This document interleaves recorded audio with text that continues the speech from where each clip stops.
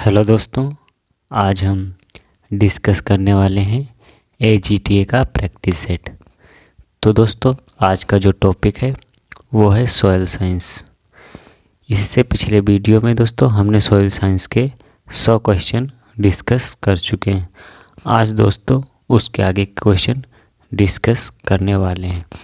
तो दोस्तों अगला क्वेश्चन है, सिंचाई जल अधिकतर फसलों को अविषालु बनाता है, यानी विषालु बनाता है जब उसमें बोरॉन की सांद्रता बढ़ जाती है। कितनी? पहला ऑप्शन है 0.10 से 0.20, ऑप्शन बी है 0.21 से 0.40, ऑप्शन सी है 0.41 से 1 ppm तक, और ऑप्शन डी है 1 से अधिक। तो दोस्तों इसका जो राइट आंसर है वो है ऑप्शन डी, 1 से अधिक ppm पर बोरान की सांद्रता बढ़ने पर फसलों को अविषालु बनाता है। अगला क्वेश्चन है क्वेश्चन नंबर 102, क्षारीय मृदाओं में विनिमय योग्य सोडियम के प्रतिस्थापन के लिए प्रायः काम आने वाला एवं सस्ता रासायनिक सुधारक है। सल्फर, आयरन सल्फेट, जिप्सम, और ऑप्शन डी है सल्फ्यूरिक अम्ल। तो दोस्तों इसका जो राइट आंसर है वो है ऑप्शन सी, जिप्सम। अगला क्वेश्चन है, सामान्यतः मृदाओं के मृत्तिका खनिज एवं ह्यूमस केवल अधिशोषित करते हैं धनायन यानी कि प्लस, और ऑप्शन बी है धनायन प्लस ऋणायन, और ऑप्शन सी है ऋणायन आयन, और ऑप्शन डी है उपरोक्त में से कोई नहीं। तो इसका जो राइट आंसर है वो है ऑप्शन ए, धन आयन को ही अवशोषित करते हैं। अगला क्वेश्चन है, वर्मीकुलाइट मृत्तिका खनिज की धनायन विनिमय क्षमता होती है 30 ग्राम, 50 ग्राम, 70 ग्राम, 150 ग्राम। तो दोस्तों इसका जो राइट आंसर है वो है ऑप्शन डी, 150 mE प्रति 100 ग्राम। अगला क्वेश्चन है, मृदा संरचना का प्रकार है। क्वेश्चन नंबर 105 है, मृदा संरचना का प्रकार है। ऑप्शन ए है प्लेटी संरचना, ऑप्शन बी है प्रिज्मी संरचना, ऑप्शन सी है ब्लॉकी संरचना, और ऑप्शन डी है उपरोक्त सभी। तो दोस्तों इसका जो राइट आंसर है वो है ऑप्शन डी, उपरोक्त सभी, यानी कि प्लेटी संरचना, ब्लॉकी संरचना और प्रिज्मी संरचना, ये सभी मृदा संरचना के प्रकार हैं। अगला क्वेश्चन है, जिप्सफेरस मृदाएं सिंचाई के लिए उपयुक्त नहीं होती हैं क्योंकि इन मृदाओं में क्या होता है, जल संचारकता कम होती है, जल प्रवेशता कम होती है, और ऑप्शन सी है जलमग्न होने का खतरा बना रहता है, ऑप्शन डी है उपरोक्त सभी। तो दोस्तों इसका जो राइट आंसर है वो है ऑप्शन डी, उपरोक्त सभी। अगला क्वेश्चन है क्वेश्चन नंबर 107, ऑक्सीजन की अनुपस्थिति में वृद्धि करने वाले सूक्ष्म जीव कौन से हैं? सूक्ष्म जीव कौन से हैं? पहला ऑप्शन है अवायु, ऑप्शन बी है अवायुजीवी, और ऑप्शन सी है विकल्पी अवायुजीवी, और ऑप्शन डी है उपरोक्त में से कोई नहीं। तो दोस्तों इसका जो राइट आंसर है वो ऑप्शन बी, अवायुजीवी। अगला क्वेश्चन है क्वेश्चन नंबर 108,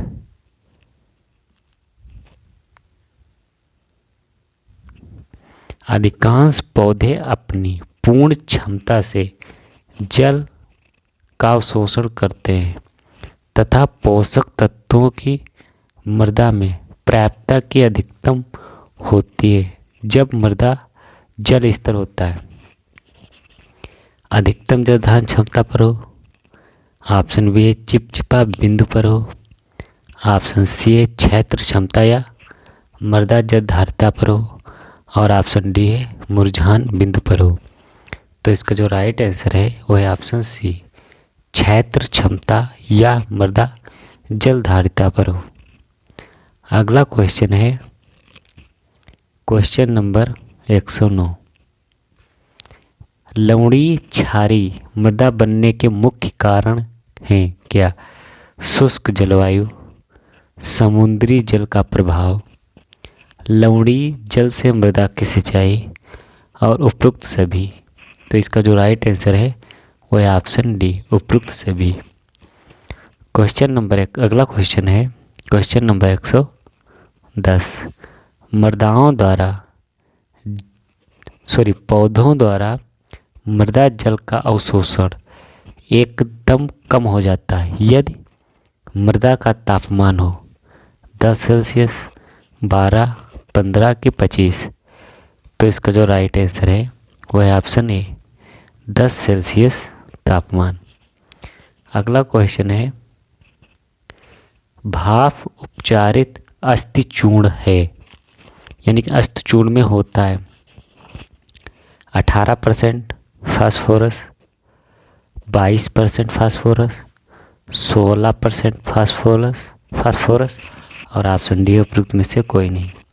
तो इसका जो राइट आंसर है वो ऑप्शन बी, 22% फास्फोरस होता है। अगला क्वेश्चन है क्वेश्चन नंबर 112। निम्न तेल की खली खादों में से किसमें नाइट्रोजन की अधिकतम मात्रा होती है? मूंगफली में, आरंडी में, नीम की खली में, कि नारियल की खली में? तो इसका जो राइट आंसर है वो है ऑप्शन ए, मूंगफली की खली में नाइट्रोजन सबसे अधिक होता है। अगला क्वेश्चन है निम्न में से किस उर्वरक में मुख्य पोषक तत्व अधिक मात्रा में होते हैं? अमोनियम नाइट्रेट में, म्यूरेट ऑफ पोटास में, ट्रिपल सुपरफास्फेट में, और ऑप्शन डी है डाई अमोनियम फास्फेट में। तो इसका जो राइट आंसर है वो है option D, di ammonium phosphate में सबसे ज़्यादा मुख्य पोषक तत्व होते हैं। अगला क्वेश्चन है अजोला उर्वरक, यानी कि अजोला जैव उर्वरक के रूप में प्रयोग किया जाता है इनमें से कौन? राइजोबियम, साइनोबैक्टीरिया, माइकोराजा, और ह्यूमस की ज़्यादा मात्रा। तो दोस्तों अजोला जैव उर्वरक के रूप में किसका प्रयोग किया जाता है? तो साइनोबैक्टीरिया का। अगला क्वेश्चन है हरी खाद से फसल की पैदावार बढ़ती है, यानी कि हरी खाद से फसल की कितनी पैदावार बढ़ जाती है, कितने परसेंट? 5 से 10%, 15 से 25%, 30 से 50%, और ऑप्शन डी है 50 से 80%। तो दोस्तों इसका जो राइट आंसर है वह है ऑप्शन सी, 30 से 50% फसल की पैदावार बढ़ जाती हरी खाद का प्रयोग करने से। अगला क्वेश्चन है क्वेश्चन नंबर 116। एनाबीना जो कि नाइट्रोजन स्थिरीय कारक है जिसकी पत्तियों में उपस्थित रहता है? ऑप्शन ए है मार्सेलिया, ऑप्शन बी है सिल्वीनिया, ऑप्शन सी है पिस्टिया, और ऑप्शन डी है एजोला। तो दोस्तों एनाबीना की पत्तियों में तो एजोला उपस्थित होता है। अगला क्वेश्चन है क्वेश्चन नंबर 117। आज दोस्तों 100 क्वेश्चन डिस्कस करने वाले हैं। तो अगला क्वेश्चन है राइजोफियर शब्द किसने दिया? वाक्समैन ने, फ्रैंक ने, हिल्टनर ने, कि ऑप्शन डी है रंगास्वामी ने? तो दोस्तों इसका जो राइट आंसर है वो ऑप्शन सी, हिल्टनर ने राइजोस्फीयर का शब्द दिया था। अगला क्वेश्चन है, आईफॉर्म का मुख्यालय कहाँ स्थित है? न्यूजीलैंड में, फ्रांस में, अमेरिका में कि भारत में? तो दोस्तों आईफॉर्म का जो मुख्यालय है वो फ्रांस में स्थित है।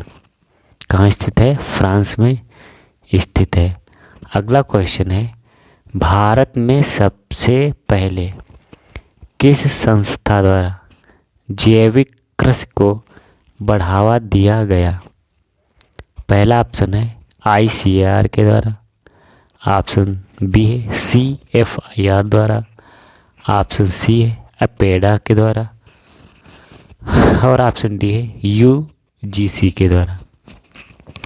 तो दोस्तों इसका जो राइट आंसर है वो ऑप्शन है ICAR के द्वारा बढ़ावा दिया गया था। अगला क्वेश्चन है क्वेश्चन नंबर 120, निम्न में से कौन सा जैविक उत्पादन में काम नहीं ले सकते हैं? यानी कि जैविक उत्पादन में काम नहीं ले सकते हैं। पहला ऑप्शन है बेसिक स्लैग, ऑप्शन बी है SSP और ऑप्शन सी है नाइट सॉइल यानी कि रात्रि विष्टा और ऑप्शन डी है उपरोक्त सभी। तो दोस्तों इसका जो राइट आंसर है वो है ऑप्शन डी, उपरोक्त सभी। यानी कि बेसिक स्लैग, SSP और नाइट सॉइल यानी कि रात्रि विष्टा, इनका दोस्तों जैविक उत्पादन में काम नहीं ले सकते हैं। अगला क्वेश्चन है क्वेश्चन नंबर 121, इनमें से कौन सा मृदा के pH मान को बढ़ाने में काम लिया जाता है? गंधक का, चूना का, बालू रेत का और ऑप्शन डी है जल का। तो इसका जो राइट आंसर है वो है ऑप्शन बी, चूना का प्रयोग किया जाता है।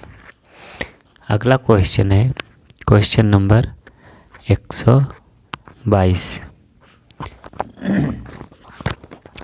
जैविक खेती शब्द किसके द्वारा बनाया गया या जैविक शब्द किसने दिया?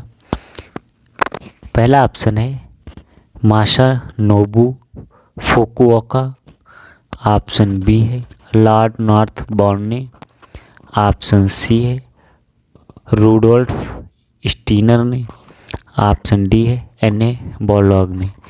तो इसका जो राइट आंसर है वो ऑप्शन सी, रूडोल्फ स्टीनर ने जैविक खेती शब्द दिया था।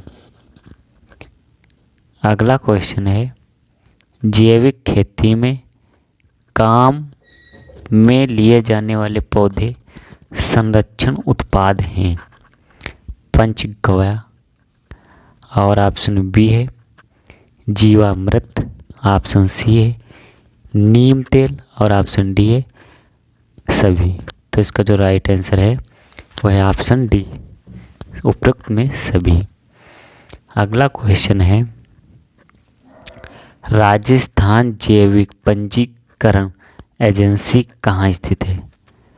डूंगरपुर में, चित्तौड़गढ़ में, जयपुर में कि कोटा में? तो दोस्तों इसका जो राइट आंसर है ऑप्शन सी, जयपुर में स्थित है। अगला क्वेश्चन है क्वेश्चन नंबर 125, निम्न में से कौन सी हरी खाद फसल नहीं है? हरी खाद फसल नहीं है सनई, ढैंचा, सस्बेनिया और ऑप्शन डी है बरसीम। तो दोस्तों इसका जो राइट आंसर है वो है ऑप्शन डी, बरसीम। दोस्तों हरी खाद नहीं है। अगला क्वेश्चन है, कैल्शियम निम्न में से किसी एक का अवयव है? प्राथमिक कोशिका भित्तिका, द्वितीयक कोशिका भित्तिका, मध्य पटलिका का और ऑप्शन डी है पर्णहरिम का। तो दोस्तों इसका जो राइट आंसर है वो है ऑप्शन सी, मध्य पटलिका का। अगला क्वेश्चन है क्वेश्चन नंबर 127। सूक्ष्म पोषक तत्व मुख्यतः निम्न कार्य करते हैं। पहला ऑप्शन है एंजाइम के कोफैक्टर के रूप में। ऑप्शन बी है कोशिका रस के प्रासरणिक घटकों के रूप में। ऑप्शन सी है प्रमुख जैव रसायनों के घटकों के रूप में। और ऑप्शन डी है पर्णहरिम के संघटक के रूप में। तो इसका जो राइट आंसर है वो ऑप्शन ए, एंजाइम के कोफैक्टर के रूप में। अगला क्वेश्चन है पौधे के शुष्क भार का अधिकांश भाग बनाने वाले पोषक तत्व निम्न में से प्राप्त होते हैं।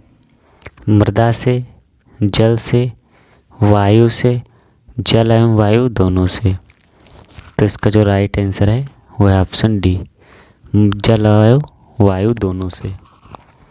अगला क्वेश्चन है लेग हीमोग्लोबिन में पाया जाता है।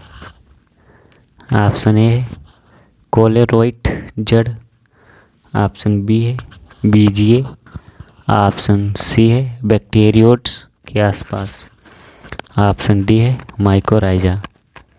तो इसका जो राइट आंसर है वो ऑप्शन सी, बैक्टीरियोट्स के आसपास। अगला क्वेश्चन है क्वेश्चन नंबर 130। अजोला में उपस्थित नाइट्रोजन स्थिरीकारक सूक्ष्म जीव निम्न हैं। एजोस्पेरियम। ऑप्शन बी है यूलोसिरा। ऑप्शन सी है नॉन स्टॉक। ऑप्शन डी है इनाबिना। तो दोस्तों इसका जो राइट आंसर है वो है ऑप्शन डी, एनाबिना। तो दोस्तों ये थे आज के 30 मोस्ट इम्पोर्टेंट क्वेश्चन जो जीटीए के लिए बहुत ही महत्वपूर्ण है।